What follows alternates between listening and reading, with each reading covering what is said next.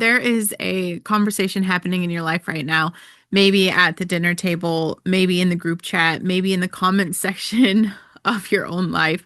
And it is either pulling you towards the person you're becoming or dragging you back to the person that you were. And the terrifying thing is that most people can't tell the difference because the relationships doing the most damage are rarely the ones that look obviously toxic. They're the ones that feel like home, the ones that have been there the longest, the ones where the love is real, but the ceiling is low. And every time you start to grow past it, something subtle happens like a comment, a silence, a guilt trip, uh, maybe a joke at your expense that puts you right back in your place. You are the average of the people you spend the most time with. Not motivationally, neurologically. Your brain is constantly calibrating what's normal, what's possible, what's allowed based on the environment that it's immersed in, which means the people around you are not just company. They're input. They are data to your nervous system. Use it to decide who you get to be.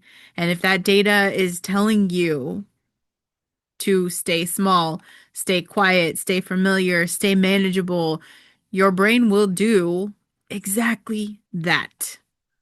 No matter how much you want something to be different. And this episode is about that. About the relationships that are keeping you in compliance, about the ones you need, about why being seen terrifies you, about why the rebellion at the most personal level is deciding that you are no longer available to shrink yourself to make other people comfortable. And welcome back. I'm Brandon Lynette. This is the Listen Bitch podcast. We are still in rebellion season. Rebellion season 10. The world is caving in around us, and we're gonna give a middle finger up to everybody who doesn't care about us, even if it's personal. I hope people who feel everything deeply, who think differently and have been carrying potential that they haven't really fully stepped into yet, help them take radical responsibility for building a life that they want with God, co-creating, not around him. And we've been building the season one episode at a time. Episode 1 was about the truth as a daily practice. Episode 2 was about your body and the system keeping it sick. Episode 3 was about the money, the scarcity wound, and building wealth without selling your soul. This episode is about the people in your life and what they are quietly costing you. If you're new here, go back to the start from the beginning. It's going to say season 10. All of those are part of the rebellion because this season is a whole conversation and it builds. And if you've been here since episode 1, you already know what's coming. No soft edges, no sugarcoating bullshit, just the truth directly with enough grace to make it livable. I am looking for sponsors for the Listen Bitch podcast, brands that are aligned with health, sovereignty, truth, integrity, ethics, real brands for a real audience that takes action. So please reach out at brandonlynette.com. And we're going to talk about the room you've outgrown and why you keep going back. Most people don't leave the rooms they've outgrown all at once. It's we leave slowly in small ways while still showing up, maybe still showing up every Sunday, still answering every text, still performing the version of ourselves that the room was built for. Because the alternative is grief. And grief for a relationship, even one that's keeping you small, is real. It counts, and nobody wants to feel it. But this is what staying in these rooms costs you. Every time you walk back in there into a room that you've outgrown and you shrink yourself down to fit it, you send a message to your own nervous system saying, this is still who I am. This is still the ceiling. And this is still what's allowed. And your brain, which is always wired toward what you practice, it's always looking for the proof and the truth of what you do. It files that information accordingly.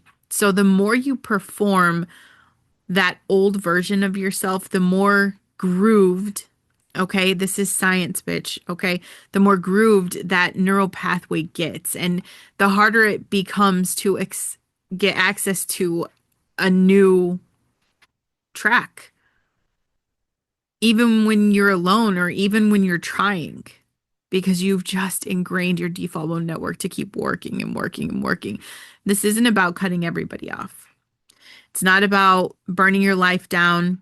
I've done that. I don't recommend it. It's not about issuing a whole manifesto about your growth journey to your family group chat. It's about being honest. And that honesty, girl, it starts with you first. Being honest with yourself first about which relationships are asking you to become more and which ones, consciously or not, are asking you to become less. Because both kinds exist in everybody's life.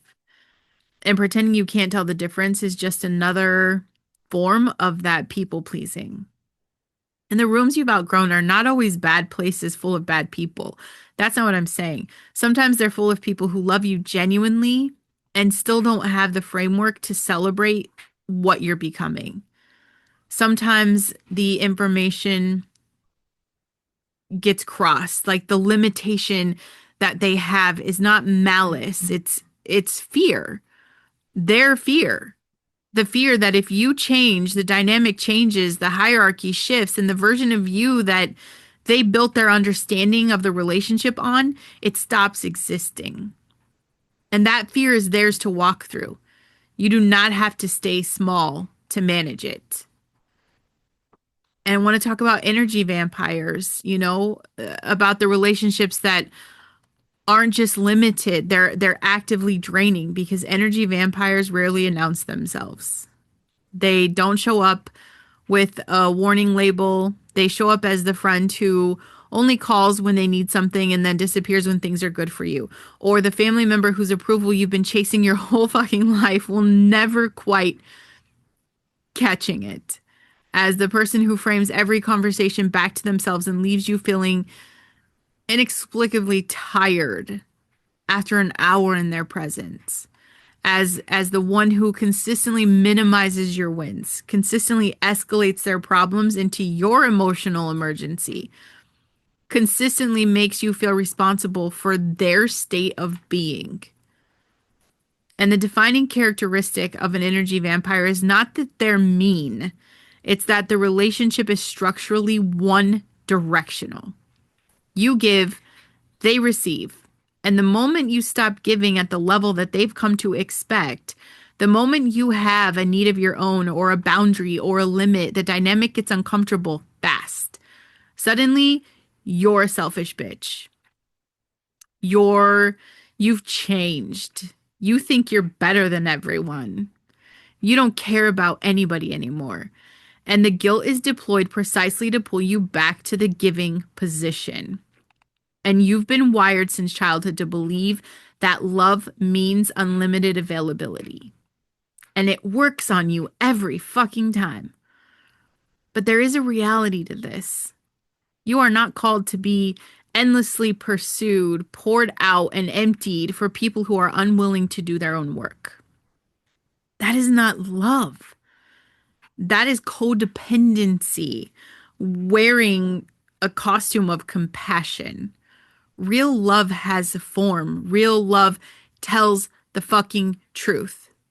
Real love sometimes says, I cannot carry this for you, not because I don't care, but because carrying it for you is keeping you from learning to carry it for yourself.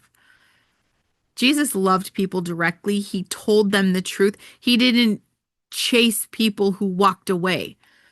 He didn't collapse into his calling, into the emotional needs of the people around him. He stayed grounded. He stayed purposeful, and he was fully present with people while also being able, being completely clear about who he was and what he was here to do. And that is the model, not limitless self-sacrifice, calling it virtue, but grounded, purposeful, truthful love. And that includes you in the equation, loving yourself. Then we have a social media. death trap here, and it's called comparison. And the comparison trap has always existed, like from the beginning of time. But social media has turned it into a 24-hour immersive experience and put it in everybody's fucking pocket. And here's what the highlight reel actually is. It is a curated performance of someone's best moments, most flattering angles, biggest wins, and most aspirational aesthetics. Edited, filtered, strategically timed, and presented as a window into life when it is actually a billboard for one. And your brain, your beautiful brain, which evolved to compare itself to others as a survival mechanism, cannot fully distinguish between a real social environment and a digital one. So it takes that highlight reel at face value. It compares your behind the scenes to everyone else's highlight reel, and it concludes over and over, thousands of times a day, that you are behind, that you are less, that everyone else has figured shit out that you haven't. They know the fucking secret. And I am telling you today that conclusion is a lie. But your nervous system doesn't know it's a lie.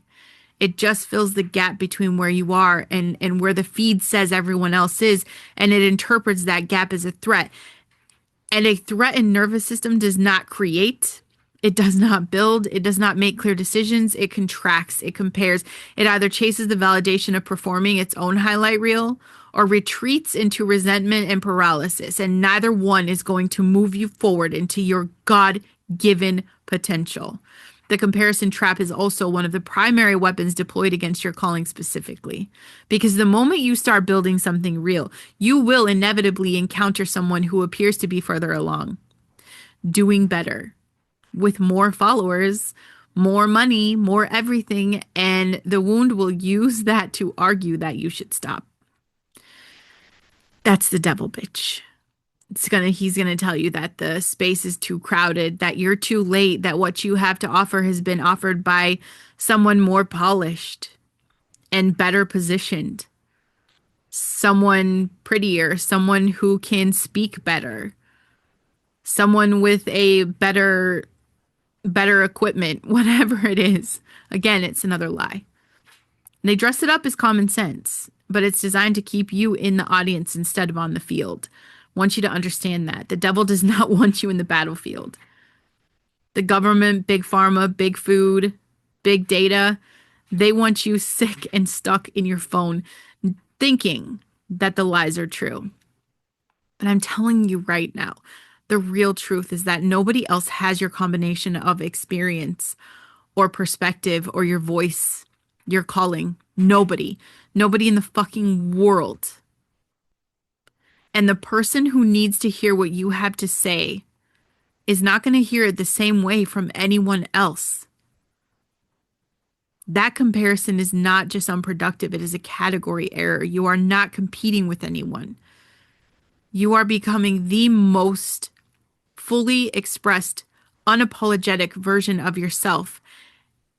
And that is a race of one. Then we have the fear of visibility, being seen, being judged, being too much. And this is the one that lives underneath all of the others that I just talked about. The one that the comparison trap actually feeds on. The one that makes people shrink in rooms that they've outgrown and stay in relationships that keep them small. The fear of being fully visible, not just seen, I'm saying fully seen. The version of you that has opinions, that takes up space, that builds things, that charges real money, that speaks with authority, that leads and disagrees, says no, shows up without apology. That version of you is terrifying to put in the world because the world has opinions. People will have something to say. Some of them will say it directly to your face, and some of them will say it in a comment section. Some of them will send it in your inbox. And I would like to say I've had an incredible break of not having an influx of hate mail lately. And last week, because I talked about the fact I'm anti-abortion, a lot of people came out of the woodwork. Tons of go kill yourself messages again. They're going to be there. They're going to say the things. And they're going to say it and whisper it in rooms that you're never going to be in. It's going to happen. And if you've spent your life being told directly or indirectly that being too much is the cardinal sin, that version of you has been locked in a room for a long time waiting for permission that never comes. The fear of visibility is not really about judgment. Judgment's the mechanism, but it's not the root. The root is the original experience of being fully yourself, fully loud, fully expressive, fully present, and having that met with correction. And I've spent my whole life just being too much in all of these places and with everybody in my life, everybody until now.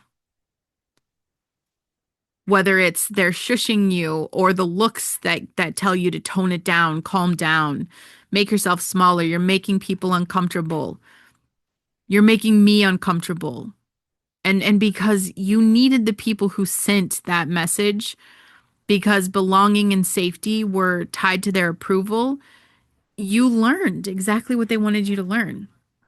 So you got quiet, you edited, you developed an internal sensor so efficient you sometimes can't hear your own real thoughts anymore because the edited version comes out automatically. And listen, bitch, that sensor is not protecting you. It protected the child who needed to belong. You are not that child anymore.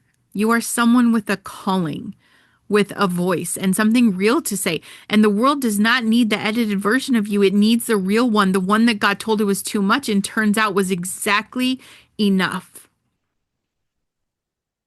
And there is some neurological reality of this visible fear because the brain treats social threat the same way it treats physical threat.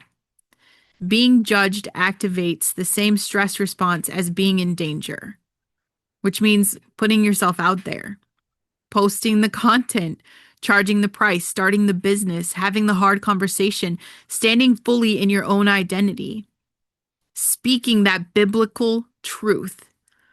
All of that is going to feel physically uncomfortable. Your heart's going to beat faster.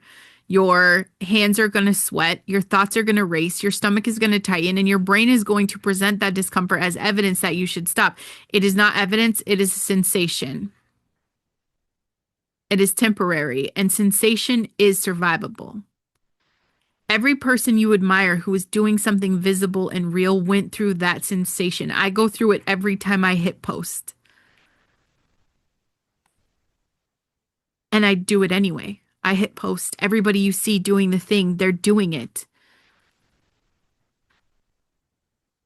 all the time, continuously. I want to make it very clear that courage is not the absence of fear. Courage is just the decision that the calling is more important than the comfort. And there is a lot of praying, like, God, you have me, right? God has me, right? We're doing this, right? And send, upload, post. And I want to talk about the relationship you actually need. So let's kind of flip this because this episode isn't just about what's draining you. I want to talk about what you're building towards. You need people who have already been where you're going and not to worship them. Let me make that very clear. Not to copy them, but to normalize because your nervous system will only allow you to go where it believes is possible. And possibility is heavily influenced by proximity. When you spend time with people who have built the thing, who have done the hard work, who have made it through the season that you're in, and they are standing on the other side of it, your brain recalibrates. The ceiling automatically lifts. What felt impossible starts to feel like a matter of timing and execution rather than an impossible dream. You need people who tell you the truth, not people who perform positivity at you, who tell you everything is great and your work is amazing regardless of reality. That's bullshit toxic positivity. That is not support. It is just noise. You need people who love you enough to say that's not your best work. That decision doesn't make sense. You're self-sabotaging again. I think you're wrong about this. People whose honesty you trust because you know it comes from their investment in your actual growth rather than the investment in your comfort. And you need people who are in the work with you, who is in the arena with you right fucking now. Not just cheerleaders watching from the sideline. I'm saying people who are also getting their ass kicked, who are building something, who's taking responsibility, also committed to becoming rather than just existing. Iron sharpens iron. That is not a metaphor. It is a description of what real community does to your capacity, your standards, and your pace. The right people don't just make the journey more enjoyable, they make you better. And that community doesn't usually find you. I'm going to be honest. You have to build it deliberately by showing up in the spaces where those people are, by being someone worth knowing yourself, and by being willing to be the one who goes first, who is fully visible, fully real, fully committed to the work before there's a guaranteed audience for it. That is the vulnerability the calling requires. And it is also the exact thing that attracts the right people into your containers, into your space. So, how do we actually do all this? First thing is that I need you to do an honest audit. Not a dramatic one, right? We're not going 0 to 60 in 3 seconds. I just want you to do an honest, quiet audit. Think about the 5 people that you spend the most time with. And after you leave each of them, do you feel more like yourself or less? Do you feel more energized or more drained? Are you more clear about what you're building or more confused and contracted? I want you to write it down. You don't have to do anything with it. Just know what's true. And second, I want you to find one relationship where you've been shrinking. And I want you to stop shrinking. Once, one time, not a speech, not a confrontation. Just show up as the real version of you in one interaction where you would normally edit yourself down. And I want you to notice what happens. Notice whether the relationship can hold it. That information is worth more than an entire year of just wondering. And then put yourself somewhere new. A community, an event, an online space, a mentorship, somewhere that has people in it who are doing what you want to do or who are committed to the same kind of growth you're committed to.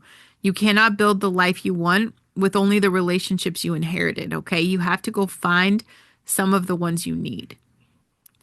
And for this visibility fear, I want you to start smaller than you think you need to and be more honest than you think is safe, okay? One piece of content, one conversation where you say the real thing instead of the safe thing, one moment where you let yourself be fully seen without immediately managing how it lands. The permission you've been waiting for is not coming from outside. It will, it's always been inside of you and it's always been yours to give. So, bitch, I think we're 4 episodes in, and this one might be kind of the most personal one yet because the relationships in your life are not just context, they're architecture, right? They are building the person you're becoming every single day, whether you're paying attention or not. If this episode cracks something open, if you recognize a room that you've been staying in for too long or a relationship that's been costing you more than you've admitted, a version of yourself you've been hiding to keep the peace, do not let that recognition evaporate. Write it down, sit with it, let it mean something. And then I need you to like the show, subscribe, and leave a written review. Less than 2 minutes, that's all it takes. Okay? Real impact. If you don't want to leave a review, then go to listenbitchdonations.com and leave $1 and just say, I'd rather pay $1 than leave a review. Review is free, okay? But those reviews are literally how people who need this conversation find it. And there are people right now who need exactly this that I won't be able to find without your help. Head to brandonlynette.com and get into everything happening this season. Subscribe to the YouTube channel. Watch the full video version of the episode. I feel like the visual layer probably adds something the audio alone doesn't have. You were not built to be managed by other people's comfort. You were built to be fully visible, unapologetically yourself, and to build something real from that place. The rebellion is refusing to wait any longer to start.